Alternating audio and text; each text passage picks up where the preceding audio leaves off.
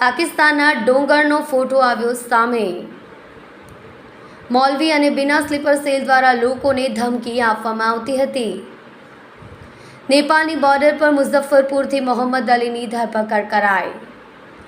તેના મોબાઈલમાંથી ડોગરનો ફોટો છે। અલી 17 વર્ચ્યુઅલ મોબાઈલનો ઉપયોગ ધમકી આપતો હતો। 42 ઈમેલ આઈડીનો ઉપયોગ કરતો હતો। શકીલ ઉર્ફે રઝાએ પકડાતાની સાથે જ પોતાનો મોબાઈલ તોડી નાખવામાં આવ્યો હતો।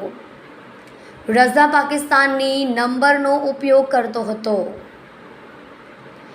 રઝા સરફરાઝ સાદિક અને શઝબાબા નામના હેન્ડલર સાથે સંપર્કમાં હતો। આ ઇસમોએ હિન્દુ મંદિરે જતી યુટ્યુબર શબનમ શેખને ધમકી આપી હતી। સોહેલ પાસે 2 ઇલેક્શન કાર્ડ રિકવર કરાયા। જન્મના 2 પ્રમાણપત્ર પણ મળી આવ્યા। સોશિયલ મીડિયાના માધ્યમથી વિડીયો પર કોમેન્ટ કરતા લોકોને આઈડેન્ટિફાઈ કરતા અને ત્યારબાદ વ્યક્તિનો સંપર્ક કરી પોતાની સાથે જોડતા હતા।